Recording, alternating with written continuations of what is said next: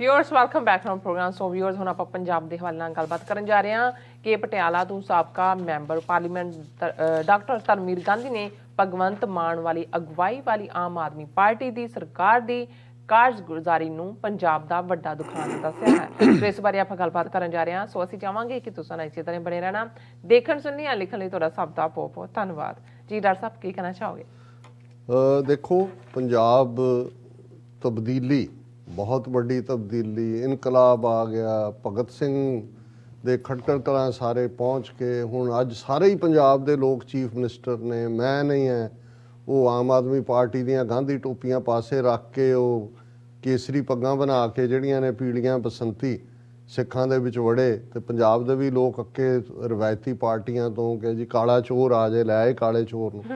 ਹੁਣ ਕੋਈ ਦਿਨ ਐਸਾ ਨਹੀਂ ਬੀਤਦਾ। ਹਾਲਾਂ ਇਹਨਾਂ ਦਾ ਜਿਹੜੇ ਬੀਤੇ ਦੀਆਂ ਨੇ ਇਹਨਾਂ ਨੇ ਕੀ ਕੀਤਾ ਉਹ ਅਸੀਂ ਡਿਸਕਸ ਕੀਤਾ, ਪਰ ਜਦੋਂ ਕੋਈ ਚੀਜ਼ ਇੱਕ ਪੰਜਾਬ ਦੇ ਪ੍ਰਾਊਡ ਔਰ ਇਮਾਨਦਾਰ ਔਰ ਸੱਚੇ ਹਿੰਦੂ ਵੀਰ ਵੱਲੋਂ ਕੋਈ ਗੱਲ ਆਉਂਦੀ ਹੈ ਤੇ ਉਸ ਨੂੰ ਅਸੀਂ ਮੱਚ ਮੋਰ ਕ੍ਰੈਡੀਬਿਲਿਟੀ ਦੇ ਨਾਲ ਦੇਖਦੇ ਹਾਂ, ਕਿਉਂਕਿ ਹੋ ਸਕਦਾ ਸਾਡੀ ਪਹੁੰਚ ਦੇ ਵਿੱਚ ਕਿਤੇ ਨਾ ਕਿਤੇ ਬਾਇਸ ਵੀ ਹੋਏ, ਪਰ ਉਹ ਇੱਕ ਡਾਕਟਰ ਧਰਮਵੀਰ ਗਾਂਧੀ ਪਟਿਆਲੇ ਤੋਂ ਇੱਕ ਐਸਾ ਇਮੇਜ ਰੱਖਦੇ ਨੇ ਕਿ ਉਹਨਾਂ ਦਾ ਦੁਸ਼ਮਣ ਵੀ ਕਦੇ ਉਹ ਲੋਕਾਂ ਦੇ ਵੀ ਸੇਵਾ 'ਚ ਨੇ, ਗਰੀਡ ਤੋਂ ਵੀ ਦੂਰ ਨੇ, ਕੋਈ ਆਪਣੇ ਪੇਸ਼ੇ ਦੇ ਮਾਮਲੇ 'ਚ ਵੀ, ਲੇਕਿਨ ਪੰਜਾਬ ਦੇ ਮਾਮਲੇ 'ਚ ਉਹ ਇੱਕ ਬੜੇ ਫਖਰ ਨਾਲ ਪੰਜਾਬੀ ਹੋਣ ਦਾ ਵੀ ਫਖਰ ਕਰਦੇ ਨੇ ਔਰ ਪੰਜਾਬ ਦੇ ਹੱਕਾਂ ਦੀ ਹਿੱਤਾਂ ਦੀ ਜਿਹੜੀ ਹੈ ਉਹ ਗੱਲ ਵੀ ਚੁੱਕਦੇ ਨੇ। ਹਾਲਾਂ ਉਹ ਜਿਵੇਂ ਹਿੰਦੂ ਰਾਸ਼ਟਰ ਦੇ ਵਿਰੋਧੀ ਨੇ, ਉਹ ਖਾਲਿਸਤਾਨ ਦੇ ਹਮਾਇਤੀ ਨਹੀਂ ਨੇ, ਲੇਕਿਨ ਜਿਹੜੀ ਓਨੈਸਟ ਅਪਰੋਚ ਹੁੰਦੀ ਹੈ ਕਿਸੇ ਵੀ ਇਸ਼ੂ ਦੇ ਉੱਤੇ ਉਹਨੂੰ ਅਸੀਂ ਹਮੇਸ਼ਾ ਐਪਰੀਸ਼ੀਏਟ ਵੀ ਕਰਦੇ ਹਾਂ ਔਰ ਰੈਕਗਨਾਈਜ਼ ਵੀ ਕਰਦੇ ਹਾਂ। ਸੋ ਉਹਨਾਂ ਨੇ ਅੱਜ ਇੱਕ ਟਵੀਟ ਕੀਤਾ ਜਿਹਦਾ ਉਹਨਾਂ ਨੇ ਟਾਈਟਲ ਹੀ ਦਿੱਤਾ ਪੰਜਾਬ ਦਾ ਦੁਖਾਂਤ, ਔਰ ਉਹਦੇ ਥੱਲੇ ਉਹਨਾਂ ਨੇ ਜਿਹੜੇ 5-6 ਨੁਕਤੇ ਜਿਹੜੇ ਇਸ ਪੀਰੀਅਡ ਜਦੋਂ ਦਾ ਭਗਵੰਤ ਮਾਨ ਬਣਿਆ ਜੋ ਹੋਇਆ ਉਹਨੂੰ ਉਹਨਾਂ ਨੇ ਹਾਈਲਾਈਟ ਕੀਤਾ। ਉਹਨਾਂ ਨੇ ਕਿਹਾ ਪੰਜਾਬ ਦੀਆਂ ਰਾਜ ਸਭਾ ਸੀਟਾਂ ਦਾਗੀ ਵਪਾਰੀਆਂ ਤੇ ਗੈਰ ਪੰਜਾਬੀਆਂ ਨੂੰ ਵੇਚਣ ਤੇ ਚੁੱਪ ਰਹਿਣ ਵਾਲੇ। ਔਰ ਤੁਸੀਂ ਦੇਖਦੇ ਹੋ ਵੀ ਪੰਜਾਬ 'ਚੋਂ ਕਿਵੇਂ ਉਹਨਾਂ ਨੇ ਉਹ ਲਿਆ ਕੇ ਅਮੀਰ ਲੋਕ ਜਿਹੜੇ ਨੇ, ਔਰ ਪੰਜਾਬ ਦਾ ਕੋਈ ਇਹੀ ਕਾਰਨ ਹੈ ਕਿ ਵੀ ਚੰਡੀਗੜ੍ਹ ਦੇ ਵਿੱਚ ਮੁਲਾਜ਼ਮ ਸਿੱਧੇ ਤੌਰ 'ਤੇ ਸੈਂਟਰ ਨੇ ਆਪਣੇ ਥੱਲੇ ਲੈ ਲਏ। ਭਾਖੜਾ ਬਿਆਸ ਮੈਨੇਜਮੈਂਟ ਬੋਰਡ ਦਾ ਕੰਮ ਮੁਕਾਤਾ ਹੈ, ਜਿਹੜੇ 2 ਮੈਂਬਰ ਸੀ, ਪਰ ਕੋਈ ਇਹਨਾਂ ਦਾ ਰਾਜ ਸਭਾ ਮੈਂਬਰ ਨਹੀਂ ਬੋਲਿਆ। ਦੂਸਰਾ ਉਹਨਾਂ ਨੇ ਕਿਹਾ ਕਿ ਟਰੱਕ ਯੂਨੀਅਨਾਂ ਤੇ ਕਬਜ਼ੇ ਲਈ ਹੋ ਰਹੀ ਗੁੰਡਾਗਰਦੀ ਤੇ ਚੁੱਪ ਰਹਿਣ ਵਾਲੇ। ਇਹ ਖਬਰਾਂ ਪਿਛਲੇ ਦਿਨਾਂ ਦੇ ਵਿੱਚ, ਕਿਉਂਕਿ ਅਸੀਂ ਪਿਛਲੇ ਹਫ਼ਤੇ ਸ਼ੋਅ ਨਹੀਂ ਸੀ ਕੀਤਾ, ਬਹੁਤ ਸਾਰੀਆਂ ਥਾਵਾਂ ਤੇ ਜਿਵੇਂ ਆਮ ਆਦਮੀ ਪਾਰਟੀ ਦੇ ਗੁੰਡੇ ਟਰੱਕ ਯੂਨੀਅਨਾਂ ਤੇ ਕਬਜ਼ੇ ਕਰ ਰਹੇ ਨੇ ਔਰ MLA ਔਰ ਭਗਵੰਤ ਮਾਨ ਸਭ ਜਿਹੜੇ ਨੇ, ਕਿਉਂਕਿ ਉਹ ਏਜੰਸੀਆਂ ਦੀ ਖੇਡ ਹੈ, ਉਹਦਾ 'ਚੋਂ ਉਹਨਾਂ ਨੇ ਕੀ ਖਲੋਣਾ ਹੈ। ਕਿਸਾਨਾਂ ਤੇ ਪੰਜਾਬ ਪੁਲਿਸ ਵੱਲੋਂ ਕੀਤੇ ਲਾਠੀਚਾਰਜ ਤੇ ਚੁੱਪ ਰਹਿਣ ਵਾਲੇ। ਇੱਕ ਬੜਾ ਬਰੂਟਲ ਲਾਠੀਚਾਰਜ ਇਹਨਾਂ ਨੇ ਕਿਸਾਨਾਂ ਦਾ, ਜਿਹੜੇ ਕਹਿੰਦੇ ਸੀ ਕਿ ਭਾਈ ਜੋ ਤੁਸੀਂ ਪ੍ਰੋਮਿਸ ਕੀਤਾ ਉਹ ਡਿਲੀਵਰ ਕਰੋ। ਪੰਜਾਬ ਵਿੱਚ ਮਹੀਨੇ ਤੋਂ ਲਗਾਤਾਰ ਰੋਜ਼ਾਨਾ ਹੋ ਰਹੇ ਕਤਲਾਂ ਤੇ ਜ਼ੁਬਾਨ ਬੰਦ ਰੱਖਣ ਵਾਲੇ। ਪੰਜਾਬ 'ਚ ਕ੍ਰਾਈਮ ਇੰਨਾ ਜ਼ਿਆਦਾ ਹੋ ਗਿਆ ਕਿ ਉਹ DGP ਆ ਕੇ ਉਹ ਗਿਣਤੀ ਕਰ ਰਿਹਾ। ਉਹਨੇ ਕਿਹਾ ਜੀ 2021 ਦੇ ਵਿੱਚ ਮਹੀਨੇ ਦੇ ਵਿੱਚ 800 ਬੰਦਾ ਮਰਦਾ ਸੀ ਕਿ ਕਿੰਨੇ ਸੀ, ਹੁਣ 700। ਦੇਖੋ ਜੀ ਕ੍ਰਾਈਮ ਤਾਂ ਘਟ ਗਿਆ, ਹਾਲਾਂਕਿ ਇੰਨਾ ਜ਼ਿਆਦਾ ਕ੍ਰਾਈਮ ਲੁੱਟ ਖੋਹ ਘਰਾਂ 'ਚ। ਅੱਜ ਹੀ ਮੈਂ ਲੁਧਿਆਣੇ ਦੇ ਹਵਾਲੇ ਨਾਲ ਦੇਖ ਰਿਹਾ ਸੀ ਕਿ ਹਿੰਦੂ ਕਪਲ ਵਿਚਾਰੇ ਸਹੁਰਾ ਔਰ ਨੂੰਹ ਔਰ ਕਿਸੇ ਵਿਆਹ ਤੋਂ ਕਿਵੇਂ ਉਹਨੂੰ ਕਿਡਨੈਪ ਕਰਕੇ ਲੈ ਗਏ, ਉਹਦੇ ਗਹਿਣੇ ਵੀ ਉਤਰਵਾਏ, ਮਾਰ ਕੁੱਟ ਕੇ ਸੁੱਟ ਕੇ ਘਰ ਵੀ। ਮਤਲਬ ਇਸ ਲੈਵਲ ਦਾ ਕ੍ਰਾਈਮ ਜਿਹੜਾ ਪੰਜਾਬ ਦੇ ਵਿੱਚ ਨਹੀਂ ਸੀ, ਬਹੁਤ ਰੇਅਰਲੀ ਕਦੇ। ਹੁਣ ਤਾਂ ਜਿੰਨੀਆਂ ਕ੍ਰਿਮੀਨਲ ਘਟਨਾਵਾਂ ਇਹਨਾਂ ਦਿਨਾਂ 'ਚ ਹੋਈਆਂ ਨੇ। ਫਿਰ ਜਿਹੜੇ ਨੇ ਮਜੀਠੀਏ ਦੇ ਯਾਰ ਨੂੰ ਉਸ ਦੀ ਪਟਿਆਲਾ ਜੇਲ੍ਹ ਦਾ ਸੁਪਰਡੈਂਟ ਲਾਉਣ ਤੇ ਚੁੱਪ ਰਹਿਣ ਵਾਲੇ। ਹੁਣ ਅਦਰਵਾਈਜ਼ ਕਿੰਨਾ ਸੀ ਮਜੀਠੀਏ ਤੇ ਸਭ ਤੋਂ ਜ਼ਿਆਦਾ ਚਾਰਜ ਇਹਨਾਂ ਨੇ ਹੀ ਡਰੱਗ ਦੇ ਲਾਏ ਸੀ, ਤੇ ਉਹ ਜਦੋਂ ਪਟਿਆਲਾ ਜੇਲ੍ਹ 'ਚ ਜਿਹੜਾ ਉਹਦਾ ਯਾਰ ਸੀ ਉਹਨੂੰ ਉੱਥੋਂ ਬਦਲ ਕੇ ਉੱਥੇ ਸੁਪਰਡੈਂਟ ਜੇਲ੍ਹ ਲਾਇਆ ਤਾਂ ਕਿ ਉਹਨੂੰ ਸਾਰੀਆਂ ਸਹੂਲਤਾਂ ਰਹਿਣ।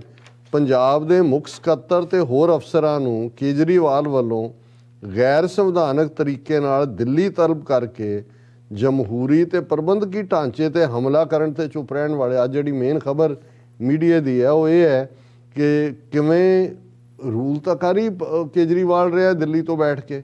ਪੰਜਾਬ ਦੇ ਸਰਕਾਰੀ ਔਰ ਦੂਜੇ ਆਫੀਸ਼ੀਅਲ ਨੂੰ ਦਿੱਲੀ ਪਹੁੰਚਾਏ ਜਾਂਦੇ ਨੇ ਕਿ ਜੀ ਉਹ ਹੁਣ ਗਾਈਡ ਕਰੇਗਾ ਵੀ ਰਾਜ ਕਿਵੇਂ ਕਰ। ਉਹਨਾਂ ਨੇ ਕਿਹਾ ਵੀ ਇਸ ਦੇ ਉੱਤੇ ਚੁੱਪ ਰੱਖਣ ਵਾਲੇ। ਇਹਨਾਂ ਸਭ ਗੱਲਾਂ ਤੇ ਚੁੱਪ ਰਹਿਣ ਵਾਲੇ ਆਪ ਪਾਰਟੀ ਦੇ 91 ਵਿਧਾਇਕ ਪਤਾ ਹੈ ਕਿਹੜੀ ਗੱਲ ਤੇ ਅੱਜ ਪਹਿਲੀ ਵਾਰ ਇਕੱਠੇ ਹੋ ਕੇ ਬੋਲੇ ਹਨ? ਸਿੱਧੂ ਮੂਸੇਵਾਲਾ ਦੇ ਇੱਕ ਗੀਤ ਤੇ। ਹੁਣ ਉਹ ਉਹਨਾਂ ਦਾ ਮਿਨਿਸਟਰ ਵੀ ਕਹਿ ਰਿਹਾ ਜੀ ਉਹ ਜਿਹੜਾ AK-47 ਵਾਲਾ ਕੇਸ ਵੀ ਅਸੀਂ ਦੁਬਾਰਾ ਖੋਲ ਰਹੇ ਹਾਂ ਔਰ ਇਹ ਹੈ ਅਸਲੀ ਵਿਅੰਗ। ਉਹਨਾਂ ਨੇ ਕਿਹਾ ਵੀ ਆਹ ਜਿਹੜੇ ਇਸ਼ੂ ਸੀ ਪੰਜਾਬ ਦੇ, ਇਹਨਾਂ ਤੇ ਜਿਹੜੇ 92 ਨੇ 92 ਤੇ ਭਗਵੰਤ ਮਾਨ ਹੀ 91 ਰਹਿ ਗਏ।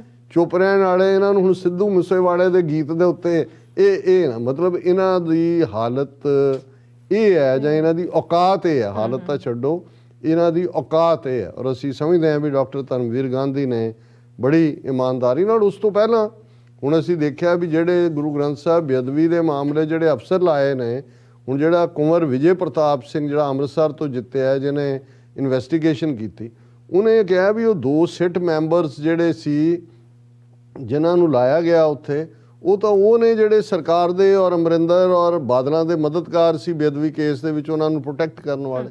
ਹੁਣ ਜੇ ਉਹਨਾਂ ਦਾ ਇਹੀ ਕਾਰਨ ਹੈ ਕਿ ਉਹ ਕੁੰਵਰ ਵਿਜੇ ਪ੍ਰਤਾਪ ਹੋਏ ਜਾਂ ਇਸ ਕਿਸਮ ਦੇ, ਇਹਨਾਂ ਨੂੰ ਵਜ਼ੀਰ ਨਹੀਂ ਬਣਾਇਆ ਉਹਨਾਂ ਨੇ ਕਿ ਵੀ ਇਹ ਹੁਣ ਇਸ ਤੋਂ ਵਧੀਆ ਕੀ ਹੋ ਸਕਦਾ ਸੀ ਵੀ ਉਹਨੇ ਤਾਂ ਆਲਰੇਡੀ ਆਪਣੀ ਰਿਪੋਰਟ ਇਹਦੇ ਤੇ ਕੱਢੀ ਹੋਈ ਹੈ ਵੀ ਉਹਨੂੰ ਪੁੱਛਿਆ ਜਾਂਦਾ। ਪਰ ਗੱਲ ਤਾਂ ਅਲਟੀਮੇਟਲੀ ਇਹ ਹੈ ਵੀ ਏਜੰਸੀਆਂ ਦੀ ਖੇਡ ਹੈ ਔਰ ਉਸ ਸਾਰੇ ਨੂੰ ਜਿਹੜਾ ਦਿੱਲੀੋਂ ਲਾਲਾ ਕੇਜਰੀਵਾਲ ਰਨ ਕਰ ਰਿਹਾ। ਸੋ ਅਸੀਂ ਇਹ ਆਪਣੇ ਇਕਰਾਰ ਕੀਤਾ ਹੋਇਆ ਕਿ ਅੱਜ ਦਾ ਵਿਚਾਰ ਰੂਹਾਨੀਅਤ ਉਹਨੂੰ ਕੰਟੀਨਿਊ ਕਰਨਾ ਹੈ। ਕੱਲ ਤੁਸੀਂ ਮੇਰਾ ਇਕਰਾਰ ਤੋੜਵਾਇਆ ਜ਼ਬਰਦਸਤੀ ਜਿਹੜਾ ਪ੍ਰੋਗਰਾਮ ਨੂੰ ਬੰਦ ਕਰਕੇ। ਸੋ ਅੱਜ ਅਸੀਂ ਤੀਸਰੇ ਪਾਤਸ਼ਾਹ ਗੁਰੂ ਅਮਰਦਾਸ ਜੀ ਦਾ ਸ੍ਰੀ ਰਾਗ ਦੇ ਵਿੱਚ ਸ਼ਬਦ ਹੈ, ਸ੍ਰੀ ਰਾਗ ਮਹੱਲਾ ਤੀਜਾ। ਗੁਰਮੁਖ ਕਿਰਪਾ ਕਰੇ ਭਗਤ ਕੀਜੈ, ਬਿਨ ਗੁਰ ਭਗਤ ਨਾ ਹੋਈ। ਆਪੈ ਆਪ ਮਿਲਾਏ ਬੂਝੈ, ਤਾਂ ਨਿਰਮਲ ਹੋਵੈ ਸੋਈ। ਹਰ ਜਿਉ ਸਾਚਾ ਸਾਚੀ ਬਾਣੀ, ਸ਼ਬਦ ਮਿਲਾਵਾ ਹੋਈ। ਭਾਈ ਰੇ ਭਗਤਹੀਨ ਕਾਹੇ ਜਗ ਆਇਆ, ਪੂਰੇ ਗੁਰ ਕੀ ਸੇਵ ਨ ਕੀਨੀ। ਬਿਰਥਾ ਜਨਮ ਗਵਾਇਆ। ਹੁਣ ਜ਼ਾਹਰ ਹੈ ਰਹਾਉ ਦੀ ਤੁਕ ਹੀ ਕੇਂਦਰੀ ਨੁਕਤਾ ਹੈ ਕਿ ਹੇ ਮੇਰੇ ਵੀਰ, ਜੇ ਤੂੰ ਰੱਬ ਦੀ ਇਬਾਦਤ ਨਹੀਂ ਕੀਤੀ, ਰੱਬ ਦਾ ਸਿਮਰਨ ਨਹੀਂ ਕੀਤਾ, ਤਾਂ ਤੂੰ ਕਾਹਨੂੰ ਜੰਮਿਆ ਸੀ? ਤੇਰੇ ਜ਼ਿੰਦਗੀ 'ਚ ਆਉਣ ਦਾ ਫਿਰ ਪਰਪਸ ਕੀ ਸੀ ਜੇ ਤੂੰ ਆਪਣੀ ਜ਼ਿੰਦਗੀ ਇਬਾਦਤ ਦੇ ਵਿੱਚ ਨਹੀਂ ਲਾਈ? ਪੂਰੇ ਗੁਰ ਕੀ ਸੇਵ ਨਾ ਕੀਨੀ, ਬਿਰਥਾ ਜਨਮ ਗਵਾਇਆ।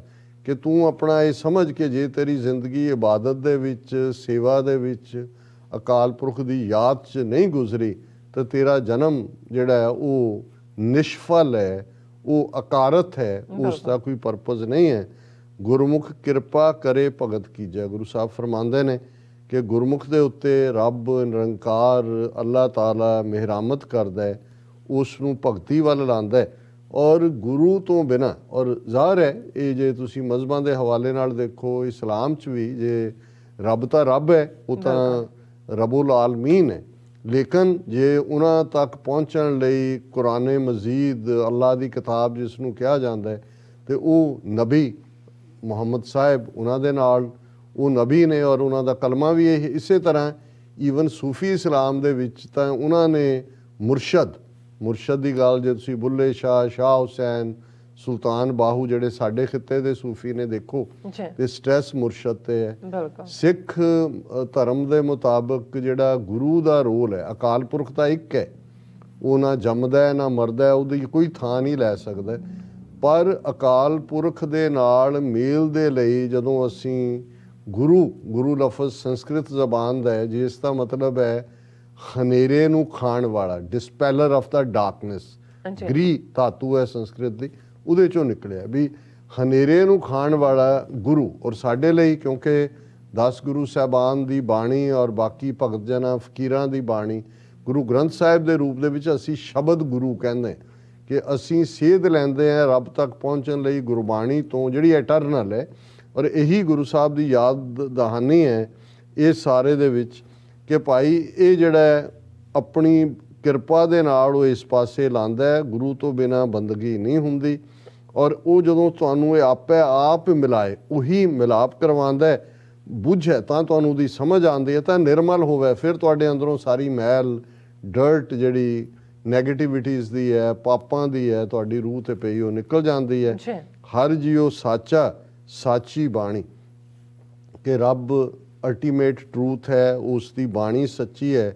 ਸ਼ਬਦ ਮਿਲਾਵਾ ਹੋਈ, ਸ਼ਬਦ ਰਾਹੀਂ, ਬਾਣੀ ਰਾਹੀਂ ਉਸ ਰੱਬ ਦੇ ਨਾਲ ਮਿਲਾਪ ਹੁੰਦਾ ਹੈ। ਆਪੇ ਜਗ ਜੀਵਨ ਸੁਖ ਦਾਤਾ, ਆਪੇ ਬਖਸ਼ ਮਿਲਾਏ।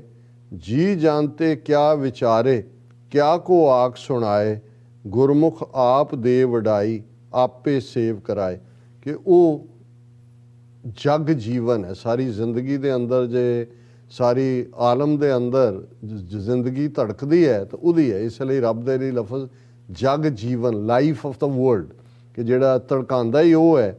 ਆਪੇ ਬਖਸ਼ ਮਿਲਾਏ, ਆਪ ਹੀ ਜੇ ਅਸੀਂ ਵਿਛੜੇ ਹੋਏ ਹਾਂ, ਉਸ ਤੋਂ ਦੂਰੀ ਹੈ ਤੇ ਉਹ ਬਖਸ਼ਿਸ਼ ਕਰਕੇ ਮਿਲਾ ਲੈਂਦਾ ਹੈ। ਅਸੀਂ ਜੀ ਜੰਤ ਇਹ ਕਿਆ ਵਿਚਾਰੇ, ਕਿਆ ਅਸੀਂ ਕਿਸ ਦੇ ਪਾਣੀ ਹਾਰ ਹੈ। ਅਲਟੀਮੇਟਲੀ ਉਹ ਰੱਬ ਹੀ ਅਲਟੀਮੇਟ ਜਿਹੜਾ ਤਾਕਤ ਹੈ। ਗੁਰਮੁਖ ਆਪ ਦੇ ਵਡਾਈ, ਆਪੇ ਸੇਵ ਕਰਾਏ। ਜਿਨ੍ਹਾਂ ਨੂੰ ਆਪਣੇ ਨਾਲ ਉਹ ਜੋੜਦਾ ਹੈ, ਇਹ ਵੀ ਉਸ ਦੀ ਵਡਿਆਈ ਹੈ ਕਿ ਉਹਨਾਂ ਨੂੰ ਉਹ ਬਖਸ਼ਿਸ਼ ਕਰਕੇ ਆਪਣੇ ਪਿਆਰ ਦੇ ਨਾਲ ਇਸ ਪਾਸੇ ਲਾ ਲੈਂਦਾ ਹੈ। ਦੇਖ ਕੁਟੰਬ ਮੋਹੇ ਲੋਭਾਣਾ, ਚਲਦਿਆਂ ਨਾਲ ਨਾ ਜਾਈ। ਸਤਿਗੁਰ ਸੇਵ ਗੁਣ ਨਿਧਾਨ ਪਾਇਆ, ਤਿਸ ਦੀ ਕੀਮ ਨਾ ਪਾਈ। ਹਰ ਪ੍ਰਭ ਸਖਾ ਮੀਤ ਪ੍ਰਭ ਮੇਰਾ, ਅੰਤੇ ਹੋਏ ਸਖਾਈ। ਕਿ ਅਸੀਂ ਪਰਿਵਾਰ, ਕੁਟੰਬ ਹੁੰਦਾ ਫੈਮਿਲੀ, ਉਸ ਦੇ ਮੋਹ ਦੇ ਵਿੱਚ ਕਈ ਵਾਰੀ ਫਸ ਕੇ ਰਹਿ ਜਾਂਦੇ ਆ। ਪਰ ਇਸ ਗੱਲ ਦੀ ਯਾਦ ਦਹਾਨੀ ਰਹੇ ਕਿ ਇਹ ਚਲਦਿਆਂ ਨਾਲ ਨਾ ਜਾਏ। ਇਹਦੇ ਚੋਂ ਕਿਸੇ ਨੇ ਵੀ ਨਾਲ ਨਹੀਂ ਜਾਣਾ। ਅੱਛਾ, ਤੂੰ ਹੇ ਇਨਸਾਨ ਸਤਿਗੁਰੂ ਦੀ ਸੇਵਾ ਦੇ ਵਿੱਚ ਉਹ ਗੁਣਾਂ ਦੇ ਖਜ਼ਾਨੇ ਦੇ ਨਾਲ ਹੀ ਜੁੜ, ਤਿਸ ਦੀ ਕੀਮ ਨਾ ਪਾਏ, ਜਿਹਦੀ ਕੋਈ ਕੀਮਤ ਨਹੀਂ ਹੈ। ਔਰ ਹਰ ਪ੍ਰਭ ਸਖਾ ਮੀਤ ਪ੍ਰਭ ਮੇਰਾ। ਔਰ ਇਹੀ ਹੋਏ ਕਿ ਜੇ ਮੇਰਾ ਕੋਈ ਦੋਸਤ ਹੈ, ਮੇਰਾ ਸਖਾ ਹੈ, ਮੇਰਾ ਮੀਤ ਹੈ, ਮੇਰਾ ਪਿਆਰਾ ਹੈ, ਮੇਰਾ ਮਹਿਬੂਬ ਹੈ, ਤੇ ਉਹ ਮੇਰਾ ਵਾਹਿਗੁਰੂ ਹੈ, ਰੱਬ ਹੈ, ਅੱਲਾਹ ਤਾਲਾ ਹੈ। ਹਰ ਪ੍ਰਭ ਸਖਾ ਮੀਤ ਪ੍ਰਭ ਮੇਰਾ, ਅੰਤੇ ਹੋਏ ਸਖਾਈ। ਅਖੀਰ ਵੇਲੇ ਵੀ ਉਸ ਨੇ ਹੀ ਸਖਾ ਦੋਸਤੀ ਨਿਭਾਣੀ ਹੈ। ਬਾਕੀ ਜਿੰਨੇ ਨੇ ਰਿਸ਼ਤੇ ਉਹ ਜਿਉਂਦਿਆਂ ਦੇ ਔਰ ਆਪਣੇ ਆਪਣੇ ਸੁੱਖਾਂ ਦੇ ਨਾਲ ਬੱਝੇ ਹੋਏ ਰਿਸ਼ਤੇ ਨੇ। ਤੇ ਅਖੀਰ 'ਚ ਤੀਸਰੇ ਨਾਨਕ ਗੁਰੂ ਅਮਰਦਾਸ ਜੀ ਫਰਮਾਉਂਦੇ ਨੇ, ਆਪਣੇ ਮਨ ਚਿਤ ਕਹਿ ਕਹਾਏ, ਬਿਨ ਗੁਰ ਆਪ ਨਾ ਜਾਈ। ਹਰ ਜਿਉ ਦਾਤਾ ਭਗਤ ਵਛਲ ਹੈ, ਕਰ ਕਿਰਪਾ ਮਨ ਵਸਾਈ। ਨਾਨਕ ਸੋਭਾ ਸੁਰਤ ਦੇ ਪ੍ਰਭ, ਆਪੇ ਗੁਰਮੁਖ ਦੇ ਵਡਿਆਈ। ਆਪਣੇ ਮਨ ਚਿਤ ਕਹਿ ਕਹਾਏ, ਬਿਨ ਗੁਰ ਆਪ ਨਾ ਜਾਈ।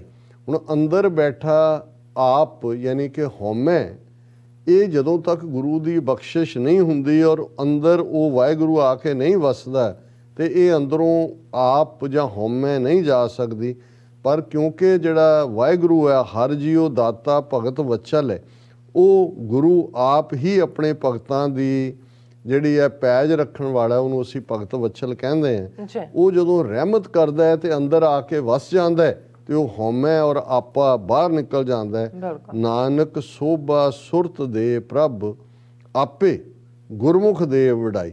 ਨਾਨਕ ਸੋਭਾ ਸੁਰਤ ਦੇ, ਕਿ ਤੀਸਰੇ ਨਾਨਕ ਗੁਰੂ ਅਮਰਦਾਸ ਜੀ ਫਰਮਾਉਂਦੇ ਨੇ ਕਿ ਉਹ ਵਾਹਿਗੁਰੂ ਤੁਹਾਨੂੰ ਜਦੋਂ ਸ਼ੋਭਾ ਦਿੰਦਾ ਹੈ, ਗੁਰਮੁਖ ਬਣਾਉਂਦਾ ਹੈ, ਤੁਹਾਡੇ ਅੰਦਰ ਉਹ ਸੁਰਤ ਆਉਂਦੀ ਹੈ, ਉਹ ਆਪ ਹੀ ਦਿੰਦਾ ਹੈ ਗੁਰਮੁਖ ਦੇ ਵਡਿਆਈ। ਔਰ ਇਹ ਉਸ ਦੀ ਭਗਤ ਵਛਲ ਹੋਣਾ ਕਿ ਉਹ ਕਿਸ ਰੂਹ ਦੇ ਉੱਤੇ ਰਹਿਮਤ ਕਰਕੇ ਉਸ ਨੂੰ ਗੁਰਮੁਖ ਬਣਾ ਕੇ ਉਸ ਨੂੰ ਇਹ ਆਪਣੀ ਯਾਦ ਦੀ, ਆਪਣੇ ਪਿਆਰ ਦੀ, ਆਪਣੇ ਨਾਲ ਜੁੜਨ ਦੀ ਵਡਿਆਈ ਬਖਸ਼ਿਸ਼ ਕਰਦਾ ਹੈ। ਇਹ ਅੱਜ ਦਾ ਜੀ ਰਾਜ ਸਾਹਿਬ, ਤੁਹਾਡਾ ਬਹੁਤ ਬਹੁਤ ਸ਼ੁਕਰੀਆ। ਤੁਸੀਂ ਅੱਜ ਦੇ ਮਸ਼ਹੂਰ ਤੇ ਅੱਜ ਦਾ ਵਿਚਾਰ ਸਾਡੇ ਦਰਸ਼ਕਾਂ ਨਾਲ ਸਾਂਝਾ ਕੀਤਾ। ਸੋ ਇਸ ਨਾਲ ਆਪਣੇ ਵਿਊਅਰਸ ਕੋਲ ਇਜਾਜ਼ਤ। ਵਿਊਅਰਸ, ਸਾਡੇ ਪ੍ਰੋਗਰਾਮ ਦਾ ਸਮਾਂ ਇੱਥੇ ਸਮਾਪਤ ਹੁੰਦਾ। ਤੁਸੀਂ ਆਪਣੀ ਰਾਏ ਤੇ ਸੁਝਾਅ ਸਾਨੂੰ ਭੇਜਣਾ ਭੁੱਲਣਾ ਸਾਡੇ ਇਸ ਪਤੇ ਤੇ sos@tv84.tv ਤੇ ਅਸੀਂ ਆਪਣਾ ਪ੍ਰੋਗਰਾਮ ਲੈ ਕੇ ਫਿਰ ਦੁਬਾਰਾ ਤੁਹਾਡੇ ਰੂਬਰੂ ਹੋਵਾਂਗੇ। ਤਦ ਤੱਕ ਲਈ ਮੈਨੂੰ ਤੇ ਆਪਣਾ ਸੁਣਾ ਗਿਆ ਦੋ ਦੇਖਦੇ ਰਹੋ TV84। ਬੁਲਾ ਦਿਓ ਫਤਿਹ। ਵਾਹਿਗੁਰੂ ਜੀ ਕਾ ਖਾਲਸਾ, ਵਾਹਿਗੁਰੂ ਜੀ ਕੀ ਫਤਿਹ। ਰੱਬ ਰਾਖਾ।